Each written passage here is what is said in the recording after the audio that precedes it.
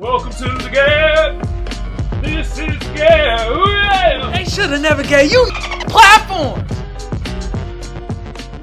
Alright, y'all know, I got another segment. You know how I do my segments. You know I love this segment right here. And we're about to get into the SAF segment.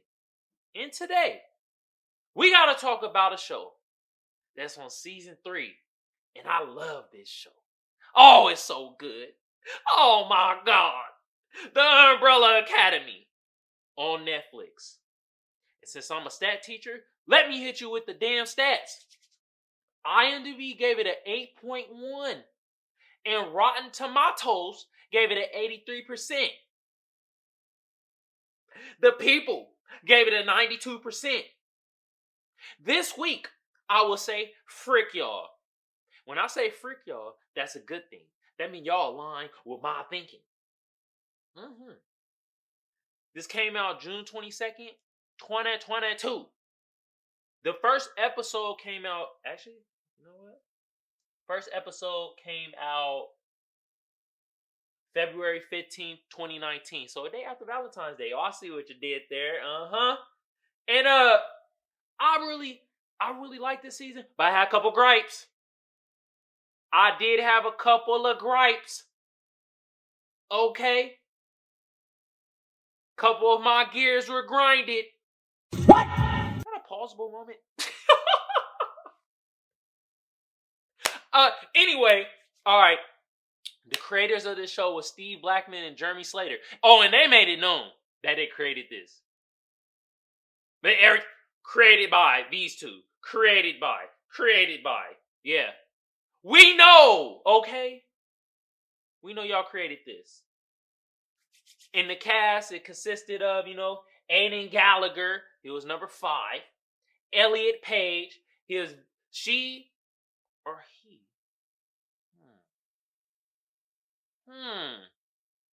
Was Victor Hargraves. But they had a name change. Because in the first 2 seasons, it was, it's like Vicky or something. They changed the name. Went from like Vicky to Victor. Whatever. We about to say Victor Hargraves. And they are Hargraves because they all are considered related. If you watch the first season, y'all go watch season 1, season 2. Y'all understand the Umbrella Academy. They're all one. The older dude, he adopted these kids with these superpowers. And they got them all related. So I ain't going to keep calling them Hargraves. There's Victor. You got Robert Shahan, Klaus. And that's the spiritual, not of this world, motherfucker. Tom Hopper, Luther, big, buff, monkey-looking motherfucker. Then you got Emma Raver. And this is Allison. Oh, the beautiful black queen. And this season, she was so hateful and vengeful. And she had every reason and every right to be. And I'm going to expound on that. And they had hella others, you feel me? They had Ben. Ben in season 1 and 2. I loved him. He was dead. And Klaus was the only one that could find him. But in this season, you feel me? They went, because they time travel. They time jump. That's the premise, is like they're jumping through time from time trying to save the world. And this time jump they went to, they actually bumped into, they call them the Sparrow Academy. It's kind of like their doppelganger, but not. Because in this world, all their moms are dead. You feel me? Except for Ben's. Interesting. I just put that together. Ben's mom wasn't dead. Wow. But in this unit, Ben is a total asshole. Justin H.M. is played by Ben. He was a total wanker. Yeah, I said wanker because he was. And they jumped into this timeline, and the Sparrows are like they kind of like the Instagram family. You know, like the Instagram relationship where it look good all on Instagram and everybody look happy and it look like, oh, everybody is having a great time. No, and behind closed door, the Sparrow family was in shambles. They argued all the time, just like the Umbrella Academy. But the Umbrella Academy, they wore their emotions on their sleeves. They was out there with their dysfunction. Sparrow Academy, they hid their dysfunction. And so they got in this timeline, and the reason why Allison is so pissed off is because she was told in this timeline she was going to be able to see her daughter, and nope, she lost her daughter and she lost her husband through the jumps of the timeline. So she vengeful. She is hateful. Ooh wee. And like, man, she got every right to be that way. They ain't trying to depict the angry black woman. Oh, man. So that shit, bro. And that was one of my gripes, but I was like, it's understandable. Another one of my gripes. How you gonna do the black man like that, bruh? He got killed in the first 15 minutes of the goddamn first episode of season 3. I see what y'all did there.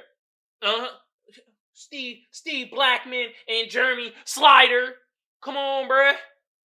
I was hyped.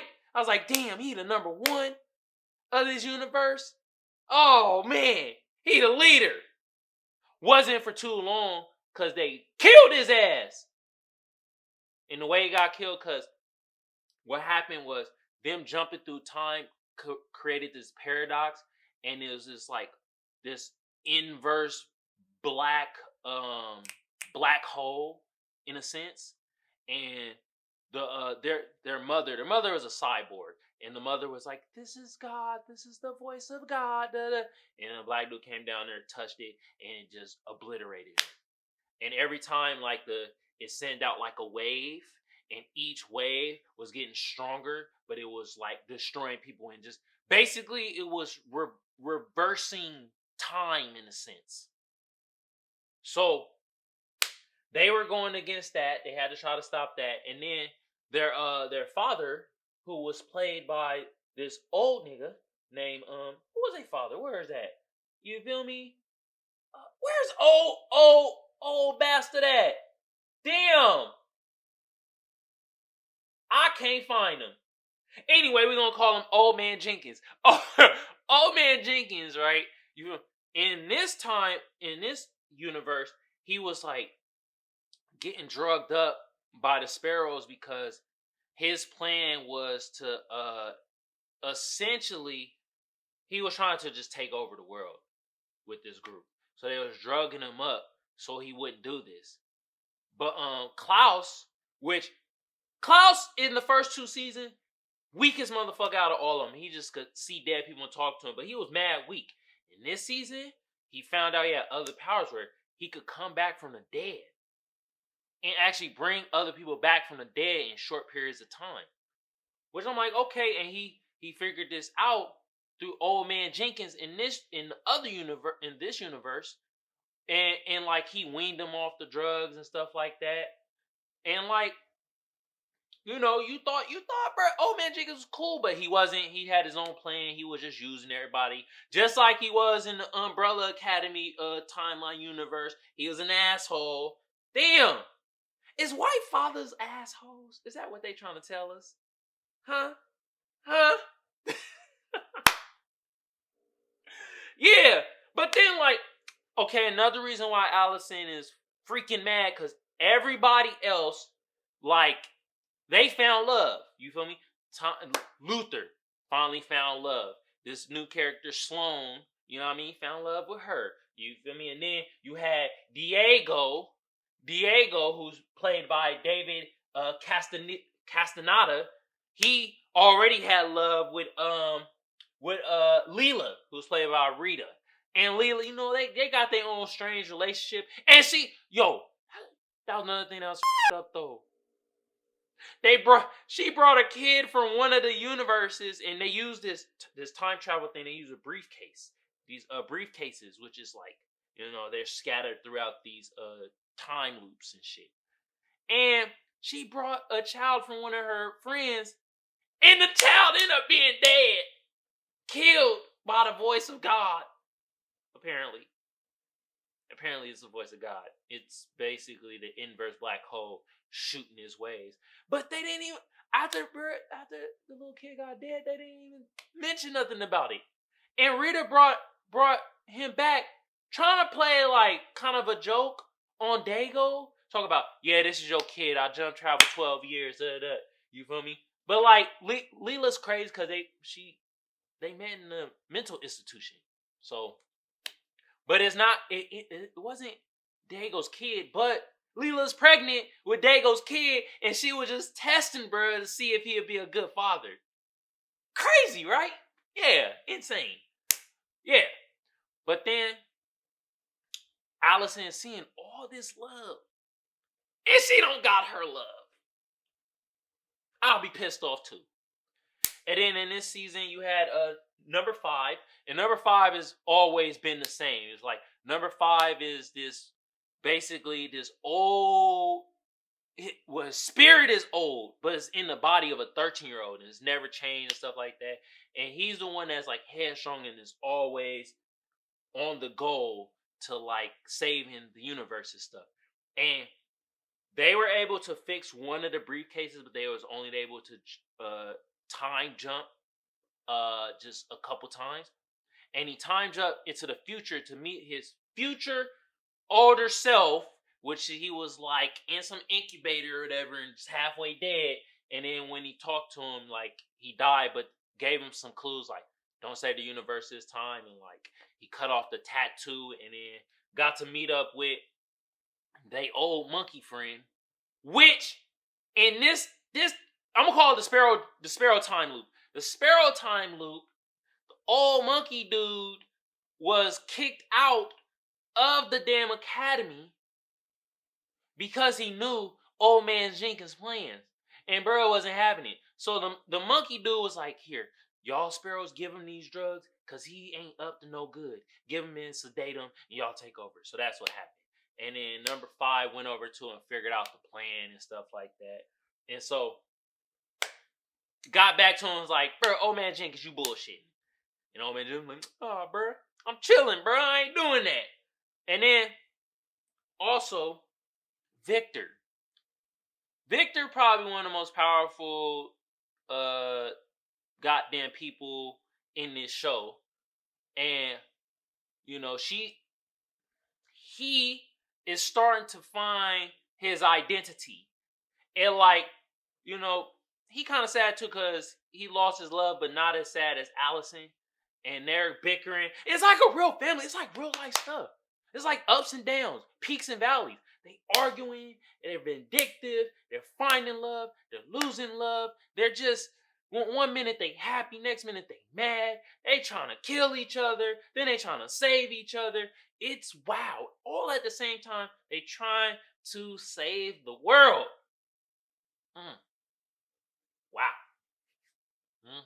That's basically the plot. That's the plot in a nutshell. They're trying to save the world, and they're a bickering family. The Sparrows a bickering family, and the Umbrella Academy bickering family. But then it's like all types of shit where like they gotta try to work together, but they're backstabbing each other while they're doing it. And you know, at the end of the day, they do save the world. And how they save the world is because it's in this one room where it has a secret compartment door or whatever, and it's in like I think it was in what was it, 1863? One of them dates. Old man Jenkins was like trying to kill these entities or whatever. I don't know, trying to kill them. And once you kill them, you reverse the goddamn black hole shit or whatever, or whatever. That's was his whole plan. He wanted to kill them things. And Dago was the first one to find them and got his goddamn fingers chopped off. You feel me? Because these things are powerful. And all it was like kind of like an inverse of their world. And how you figure that out is because you had this one little like what's they call it? Taxidermy or whatever. Whatever. It had like a goat thing in the Sparrow's world, and then when you went through the pain and shit, you end up in the same room, but everything was ass backwards. That was the joke, because you saw the ass end of the damn freaking goat thing, and that was the funny thing, because like it was ass backwards. Everything was ass backwards and shit, and then you went into the lobby and shit. There's nobody in there, and it had a thing, and it said, "Don't ring the bell." And as soon as you ring the bell, that's when these things come out. And the hotel was alive itself because like you go through these goddamn tunnels or these walls, and then you end up into another floor and stuff like that. So it was some wild shit, okay? But yeah, this had comedy too. Umbrella Academy always had comedy. You feel me? It had freaking funny moments. But the thing about it was Old Man Jenkins tricked not only the whole group of the Umbrella Academy, but also the Sparrow Academy, and to deviate his plan. And how he did this was he essentially killed Luther. He killed Luther and tried to bring a family together that way. Because at first he was trying to bring the family together through marriage, didn't work. Then he tried to bring the family together through a funeral through Luther. Still didn't really work that well. You feel me? But they was like, all right, we about to do it for Luther. And then Old Man Jenkins ended up killing Klaus. But Klaus could come back to life. So he came back to life and kind of told the whole gang, like, nah, he up to no good. This motherfucker bullshit. And that's what happened. But they still end up doing his plan. They still did his plan at the end of the day. And then they ended up finding another briefcase through one of the time loops. And through that briefcase, they ended up jumping to another time frame. And this time frame now, they done lost all their powers. Luther lost his love because Sloane is not there, because I think doesn't exist. Ben is actually alive in this time loop. And at the end of the day, black love prevails. Because Allison not only got her kid back, but got her husband back. And her husband was in a past time loop, and her kid was in a future time loop. And now they together. Oh, black love prevails. I'll take it back. I'll take my gripes back. Steve Blackman and Jeremy Slater. I see what you did there. Black love prevails. It never fails.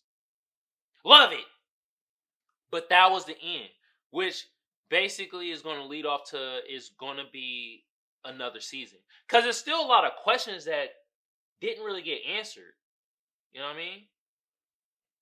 So we need those answers. The Umbrella Academy. Oh my goodness, season 3. You feel me? I didn't talk about season 1 or 2. Y'all go watch that yourself. They got other people on there, and like it's me explaining season 3. You might not understand certain things I'm saying because it stands for season 1 and season 2. But I tried my best, goddammit. Alright? Woo! Man, it was so good. The action was good. The sci-fi was good. The storyline was good. The color palette was good. The direction of the film was good. It was good. Magnificent. Know what y'all get? Hand claps.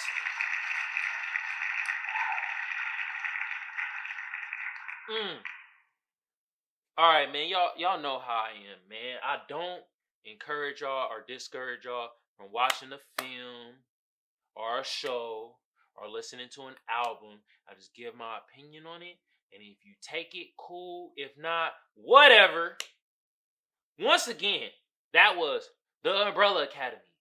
Season 3 on Netflix. Booyah. Alright, enough of the umbrellas.